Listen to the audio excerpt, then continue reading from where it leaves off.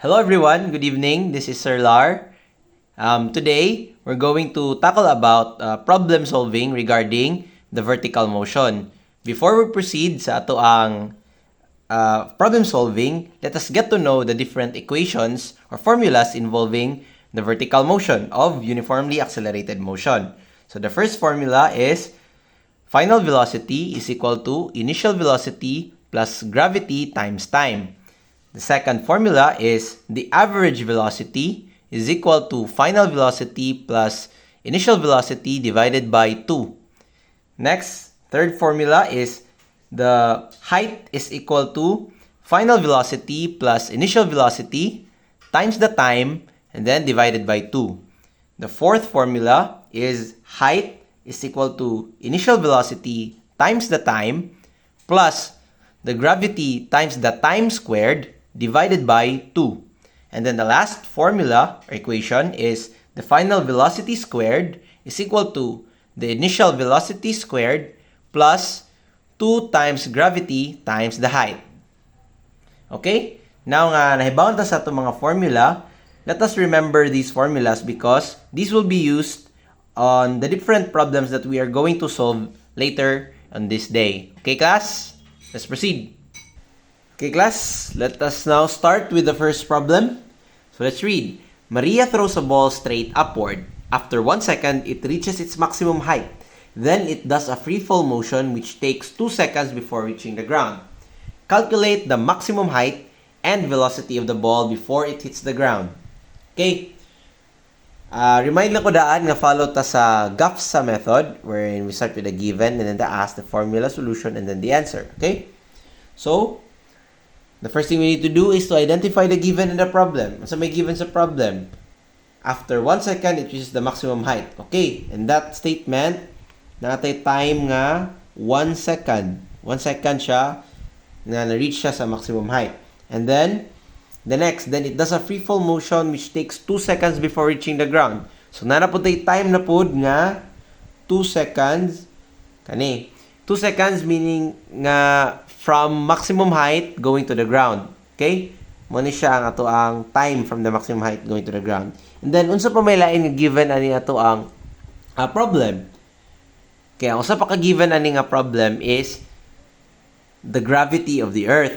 So, ngano apil man ang gravity sa Earth? Ngano apil man ang ato ang acceleration due to gravity? This is because we are dealing with free fall motion.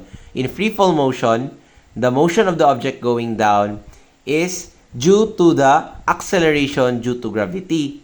So, ato gina siyang i-include sa ato ang given. So, the gravity of the Earth, so gravity is equal to negative 9.8 meters per second squared. Okay? So, unsa pa ba lain given ani ato ang problem? So, ato sa subton, unsa gipangita sa ato problem? Calculate daw the maximum height and velocity of the ball before it hits the ground. So, ang ipangita day sa ato ang velocity kay before siya naabot sa ground, gikan atong naa siya sa babaw sa iyang maximum height. So, what do you think is the katong velocity sa atong ball pag abot niya sa iyang maximum height? Di ba, mo-stop man na ang ball and nag-abot niya sa iyang maximum height? Mo-stop man na siya kadiyot. In that moment nga ni-stop ang ball, 0 ang iyang velocity, ana, 0 meters per second.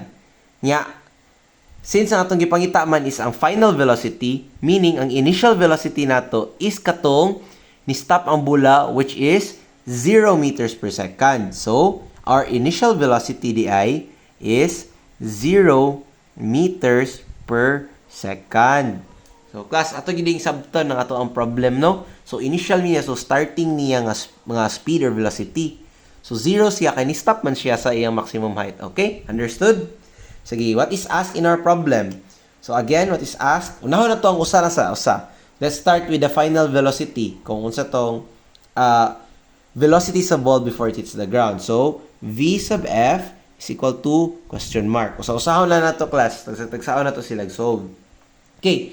So how do we identify the most suitable formula to solve this problem? So, based yung na-learn atong horizontal motion nga problem solving, same ra gihapon, we need to check what is in the given and what is asked. So, for the first formula, Do you think naa ni tanan nga mga naa sa given ug asked sa atong first formula? So let's check. Sa first formula naabay final velocity, naabay initial velocity, naasad, naabay gravity, naapod, naabay time, naasad. Since naaman tanan, this means that the first formula is the most suitable formula in order to solve problem number 1. Okay? So, ato isuwat. Ano sa itong formula number 1? So, V sub F is equal to V sub I, or initial velocity, plus the gravity times our time. Okay. Solution. So, the first thing we need to do sa solution is write down our formula. So, ato rin i-rewrite plus gravity times the time. Okay. Next thing we need to do is to substitute the values nga nasa given. Okay, ang sa initial velocity, 0 meters per second. Okay. Plus, ang sa gravity, negative 9.8 meters per second squared. Unsa man atong time? Oh, since naman tayo duha ka time, unsa man nga time atong gamiton based sa gipangita sa atong problem. So, gipangita sa atong problem is the velocity sa ball before it hits the ground man. So, since ang ato ang tackle kay ang before it hits the ground, meaning ang atong reference point sa initial velocity is katong ni-stop ang ball sa maximum height. So, meaning, ang katong time nga ni-take from the maximum height, padung atong before siya ni-hit sa ground, mao ang atong gamiton nga time. So, since we're dealing with free fall motion man, ang katong time nga it takes nga ni-start ang atong free fall motion ang atong gamiton. So, kaning t is equal to 2s kana siya. So, atong right there nga 2 seconds. Okay. Dayon ato din siyang i-simplify. So, equals atong i-multiply negative 9.8 times 2. That will be 19.6. So, atong isulat. So, wala na ning 0 meters per second kay 0 man siya. So, atong isulat ani kay ang negative 19.6. So, unsa may unit ka ato nato ani niya since velocity man, so it will be meters per second. So, nganong nahimo man siya meters per second? It's because m over s squared man siya. So, nasa denominator ang s squared niyang usa kaning sa 2 seconds, ang s niya nasa numerator. So, meaning, ang mahitabuan nila is ma-divide sila. In dividing those ones with exponents, so, masubtract ang mga exponent. So, 2, yan naman siya imaginary nga 1. 2 minus 1 will be 1 na lang. So, imaginary man ang 1, so, dili na nato siya i-write. So, that's why, negative 19.6 meters per second na siya. Okay? Nga, ayaw kalimot sa sign nga negative. Okay, negative 9.8 meters per second squared man siya. Okay? So, nakuha na nato ato final velocity sa ball before it hits the ground. So, ato na yun na siyang i-box para dali na ito ma-identify. Okay. Then, for our final answer, we will write it in a complete sentence. So, ato na yun siyang therefore, the final velocity or the velocity of the ball before it reaches the ground is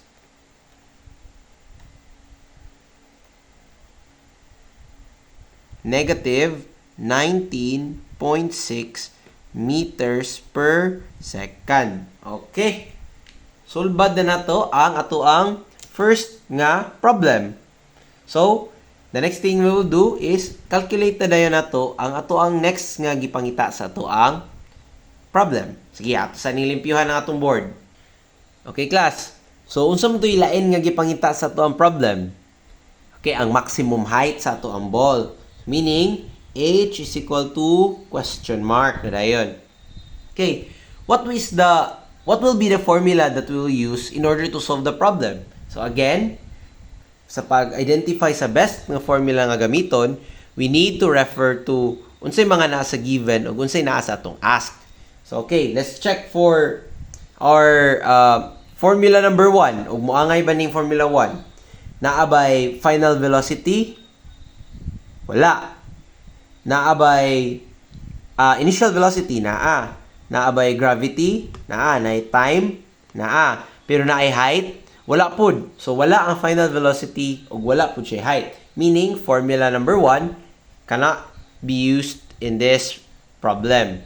Okay, next. Average velocity. Kaning second formula, average velocity is equal to final velocity plus initial velocity divided by 2. Naabay average velocity sa itong given og asked? Wala. Meaning, x na dayon ni ang ato ang second formula. Third formula, h is equal to final velocity. So, height is equal to final velocity plus initial velocity times time divided by 2. Naabay height? Uy, naa. Naabay final velocity? Wala. Since walay final velocity, meaning x na pod ni ang ato ang third nga formula. So, let's check the fourth formula. Naay height. Naay height. Naay initial velocity. Naasad. Naabay time. Naa. Naabay gravity. Naapod. So, ang atong fourth formula, kumpleto siya sa naa sa given ug sa asked. Meaning, the fourth formula is the best or the most suitable formula that we will use in order to solve this problem. Kaya ato na dayon lang isuwat.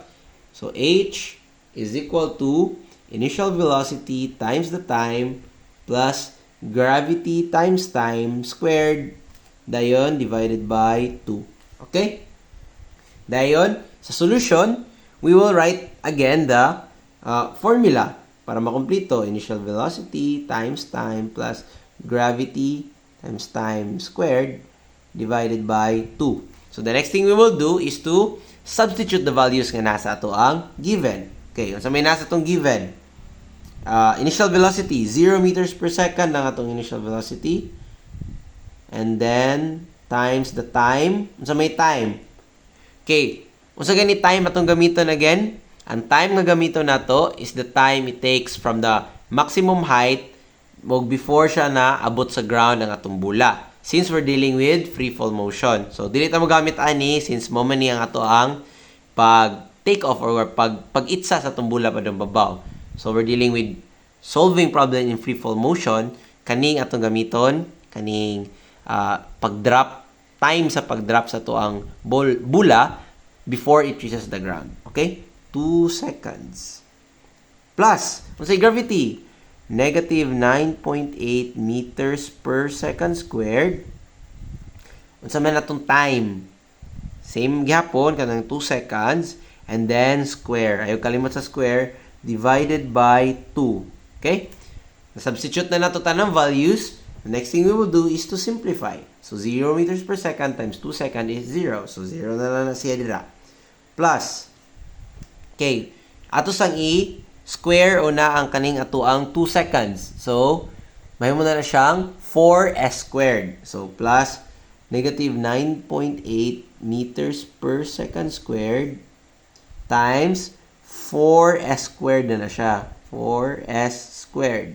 Okay? Ngano na s squared man na siya since at namtay exponent diri nga 2. I-distribute na siya sa 2 ug sa s. Okay? And then, ayaw kalimot sa divided by 2. Equals negative 9.8 times 4.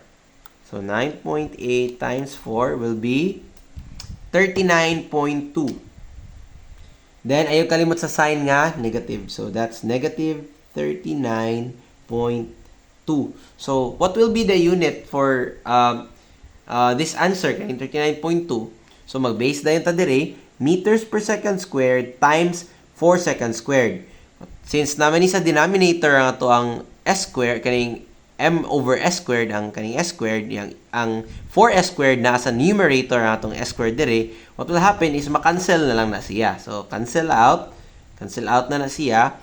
Ang habilin nga unit is m or meters. So, m divided by 2. So, don't forget since height, we're dealing with height, ang atong unit will be meters. So, equal, simplify. 39.2 divided by 2 will be negative 19.6 meters. Okay? So, So the height is equal to negative 19.6 meters. So para dali ma-identify, ato dayon i-box atong final answer. Okay. So for the answer part sa itong GAPSA method, ato na din siya i-write into a complete sentence. Okay? Ato din siya therefore, the maximum height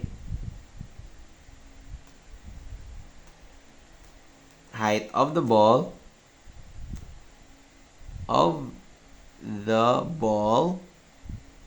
is negative 19.6 meters. Okay? So now let's proceed to our second problem. Let's read. Lucio was practicing his ping pong skills by hitting the ping pong ball straight upwards as high as he can. The ping pong ball stopped mid-air and went in a free fall motion from a high point. Regrettably, Lucio missed hitting the ball back up and it landed on the ground. Its velocity upon reaching near the ground was negative 60 meters per second. Calculate the average velocity of the ping pong ball from its maximum height and before it reaches the ground. Okay, so the first thing we need to do again is to identify unsay given sa itong problem. Okay, given. Its velocity upon reaching near the ground was negative 60 meters per second. Upon reaching near the ground naman, so unsa man ni siya, this is the final velocity, correct? Final siya kay hapit naman siya maabot sa ground. Unsa na rin nahitabo daw sa iyang velocity. So negative 60 meters per second. Okay. So unsa pa may lain nga given ani nga to ang problem. So wala na indicate dira, but the initial velocity, again, since we're dealing with free fall motion and ang final velocity nato is upon reaching the ground naman, so our initial velocity is katong naa siya sa iyahang pag-stop sa mid-air, katong niabot siya siyang maximum height. So, katong pag-abot niya sa maximum height, ni stop siya, meaning yung initial velocity is 0 meters per second. Okay? And then, so may ato ang ang acceleration ani. So, let's write again katong acceleration due to gravity, which is negative 9.8 meters per second squared. Okay? Na-list down na nato tanan nga mga given ani nga to ang problem. Okay? What is asked man sa atong problem? So, ingon dire, calculate the average velocity of the ping pong ball.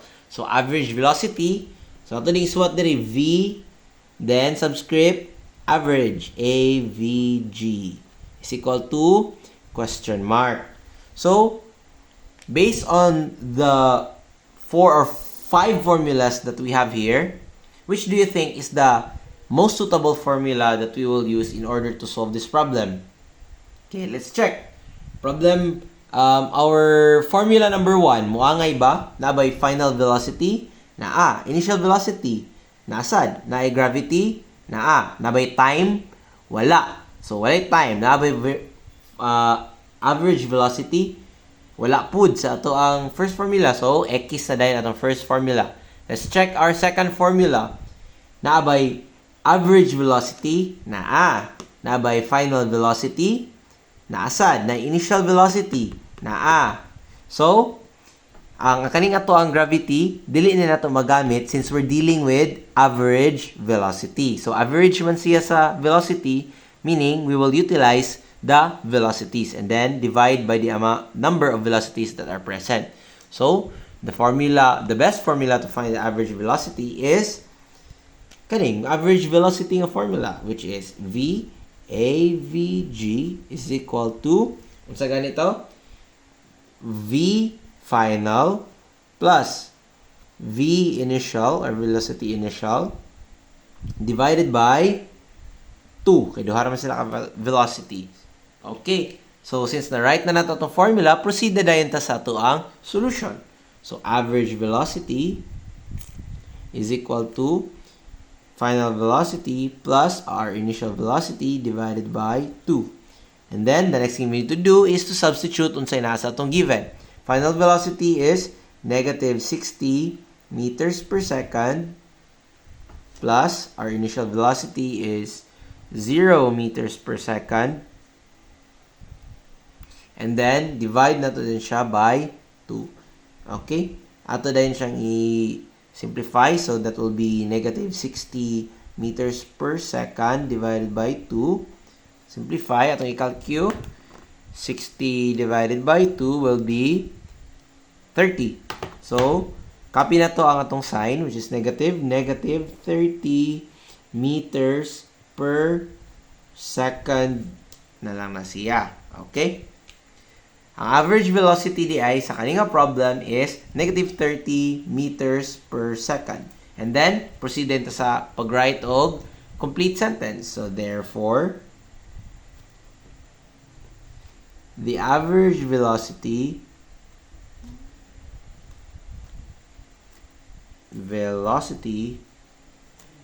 of the ping pong ball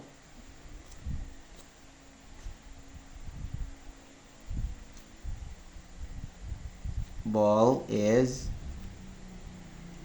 negative 30 meters per second. Oh. Okay, so now class, let's proceed to our third problem. So let's read. Juan dropped a ball at a building with a height of 300 meters. The final velocity of the ball before it reached the ground is negative 30 meters per second. Calculate the time it takes for the ball to reach the ground. Okay? So, let's identify the given. Na height nga 300 meters. And then, sa pala yung given. Naapay final velocity daw before it reaches the ground nga negative 30 meters per second. Yeah, unsa pa mo to ilain nga given nga wala na mention but naa gihapon siya sa ma-include gihapon siya sa tong given. Okay, it is the acceleration due to gravity because it's the cause of our freefall motion. So, gravity is equal to negative 9.8 meters per second squared. And then, unsa may atong initial velocity ani based sa situation. So, Juan dropped a ball at a building daw. So, nasa babaw si Juan. Iya pang gikuptan ang ball. Meaning, ang ball is wala pa siya velocity. Wala pa siya galihok. Meaning, the velocity or the initial velocity is 0 meters per second. So, ato din na siyang isuwat sa itong given. Okay. Since complete naman itong given, ato din check kung what is asked in the problem. So, the time it takes for the ball to reach the ground. So, that will be t equals question mark. Okay. So, what will be the best formula to use in order to solve this problem? So, again, we will check what is in the given and what is asked. Alright? Okay. So, check na to ang formula nga nag-involve og height og naapoy time. Unsa man nga mga formula, that will be formula 3 and formula number 4. So, let's check formula number 3 first. Og ma-fit ba or suitable ba siya? Okay? Naabay height, nabay final velocity, nabay initial velocity, naasad, naabay time, naasad. So, ang kuan ra gyud diri kay wala siya gravity. But let's see, magamit ra gyapon siya, but let's see if makumpleto ba ni siya sa ato ang fourth formula. Check na sa fourth formula. Naabay height, naabay initial velocity, naabay time, napod, naabay gravity, However, wala na gamit ang naagyud sa atong problem nga given nga final velocity negative 30 meters per second. Meaning, di ni nato siya suitable to solve the problem. So, ato ging utilize kung unsay nasa atong problem. Okay? So, that's why the best formula for this problem is the third formula, which is height. Ato isuwat, height is equal to V sub F plus V sub I times the time divided by 2. Okay? Since ang atong gipangita man kay ang time, what we need to do is to derive the formula. So, mag-derive na takas. So, ato sa ni-reason ng solution part, kaya mag-derive pa man ta. So, in order nga mabilin ang ato ang time ang t in one side, you need to do is to mag-transpose ta og nga mga values og omit tag mga values. So, what will happen is the first thing we need to do is to multiply both sides by 2. No multiplyan man natog 2, sir. So, ato sa ni i-omit ni na over 2 para mas dali na lang mabilin ang atong time sa babaw. So, that will be times 2 po ni dire. So, what will happen is 2h na siya. 2h is equal to cancel na ni siya, cancel. And then, mabili na lang kay v sub f plus v sub I times the time. Okay? So, what do we need to do next para mabilin ni nato ang time? Okay? Ang dapat natong buhaton is kailangan balhin ni nato ang v sub f, ma-omit ni nato ang v sub f plus v sub I diri tapad sa atong time. So, ang buhaton ana is over na to siya. Ato siyang i-cancel out. So, divide both sides by v sub f plus v sub I. So, that will be cancelled out. Yan, dire, may muna na siya v sub f plus v sub I. So, ang ato ang formula nga na-compute, na-derive is time is equal to, pila na, 2h divided by v sub f plus v sub I. Okay. Nakuha na nato ang formula nga atong gamiton in order to solve the problem. So, proceed na dayon ta sa pag-simplify. Okay? So, since wala tayo space, ari lang ta magsulat sa atong solution. Ito lang ni Ibrak. Ito lamot nga og ali. Okay? Solution. Okay, for our solution, first thing we need to do is to write down the formula. So, the formula, T is equal to 2H divided by V sub F plus V sub I. Okay? The next thing we will do is to substitute. Okay, what's tong height? So, 300 meters. So, 2 times 300 m divided by V sub F plus V sub I. So, V sub F is negative 30 meters per second plus 0 meters per second. Okay? So, simplify. Excuse me, guys. 2 times 300 meters will be 600 meters divided by negative 30 plus 0 meters per second. That will also be negative 30 meters per second equals 600 divided by 30. That will be 20. Is equal to 20. Sa may atong sign ani class. So, what will happen is m divided by m per second. Ang mahitabo niyo is ma-cancel out na nga to ang m. And then, ang habilin na lang is atong over s. Since divided by over s man ni siya, mahitabo niya is mabalhin na ni siya sa numerator. So, that will be 20 seconds. So, maana naman ni siya. Okay? So, our sign is 20 seconds. Since time man sad siya, sakto nga to ang unit is seconds. So, our time di is 20 seconds. Ato na din siyang i-box ang ato ang final answer. And then, we will write in a complete sentence. Therefore, ito right. Therefore, the time it takes for the ball,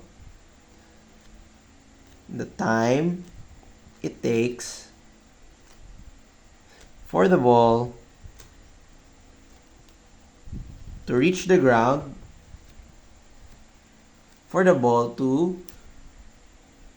reach the ground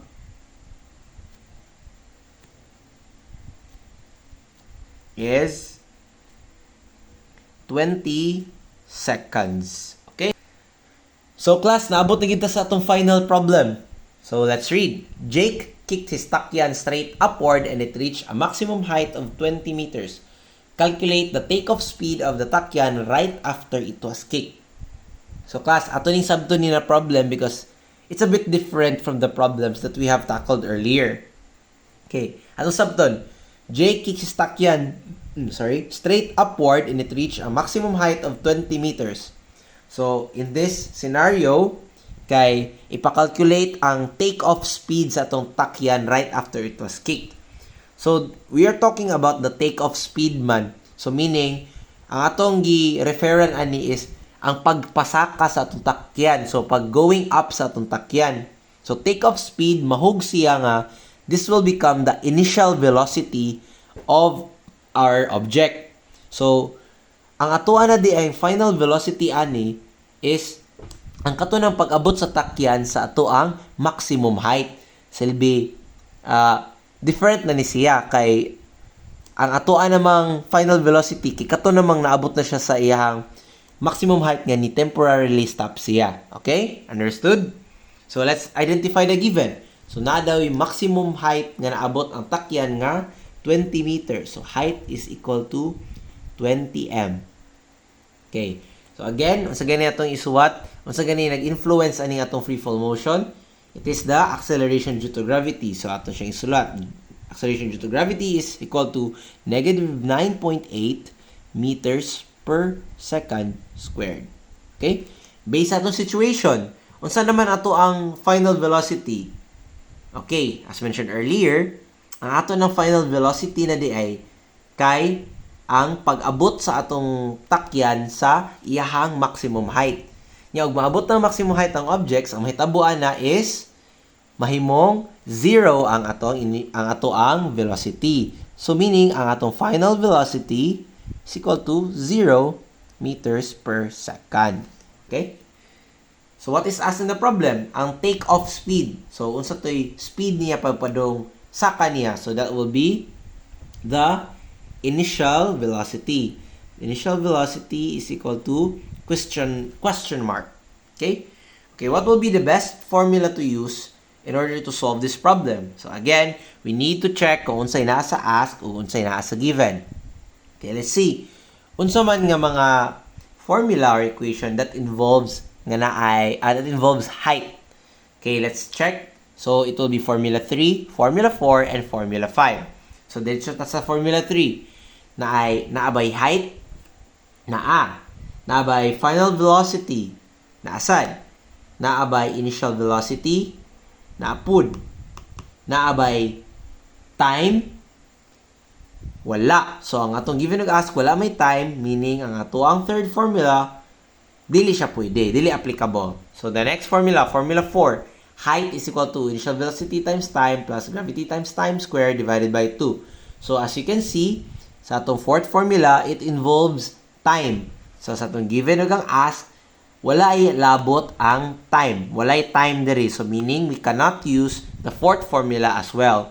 So let's proceed to the fifth formula. Na by final velocity, naa. Initial velocity, naa. Nay gravity, naa. Nay height, naapod. Meaning the most suitable formula to use in order to solve this problem is the fifth formula. Okay. So, however, if checking the formula, Vf squared man ang nag-una sa dire, so equal to Vi squared plus 2gh. But ang ato ang problem, what is asked is the Vi squared. So what we need to do is to derive. Ato sa isulat una ang atong formula. Vf squared is equal to Vi squared plus 2gh. Since ang atong gipangita man is ato ang initial velocity, what we need to do is to derive our formula. So, that will be, i-transpose na to ang ato ang 2gh diri sa other side. So, mahitabuan niya is ma-negative na iyang sign. So, that will be Vf squared minus 2gh is equal to Vi squared. Okay. Para dito maglibog, ato lang ibutang sa left side ang atong initial velocity squared. Okay, Vf squared minus 2gh. Okay, nakuha na nato ang ato ang formula na dapat gamiton. So, proceed dito sa solution.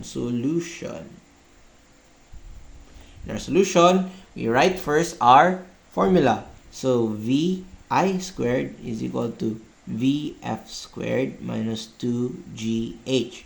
So, substitute the values nga nasa itong given. That will be 0 meters per second squared minus 2GH. So, that minus 2, gravity of negative 9.8 meters per second squared times the height of 20 meters.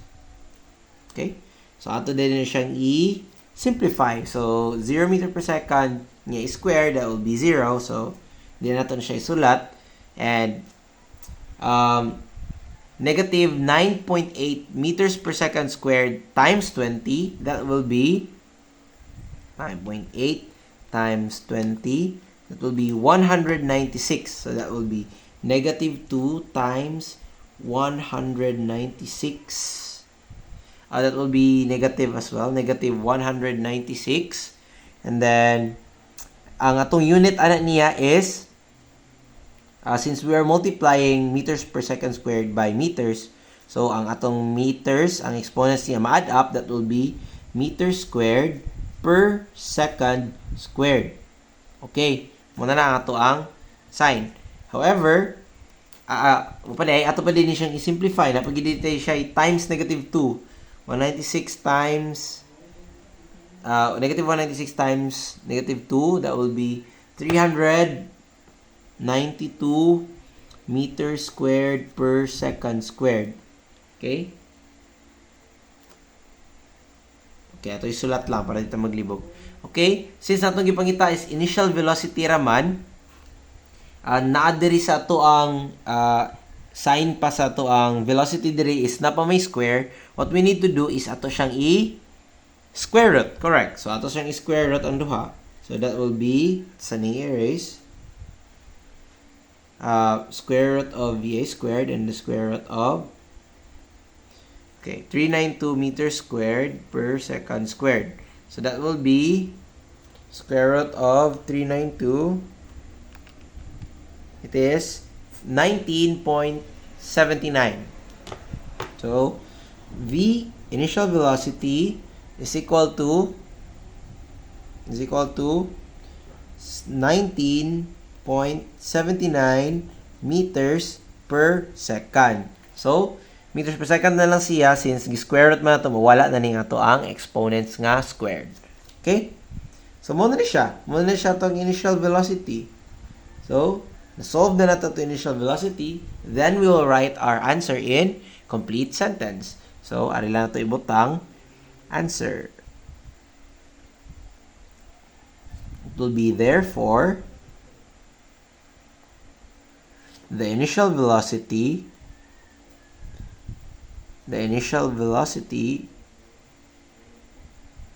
or the velocity of the takeoff velocity is, or takeoff velocity is 19.79 meters per second. Okay?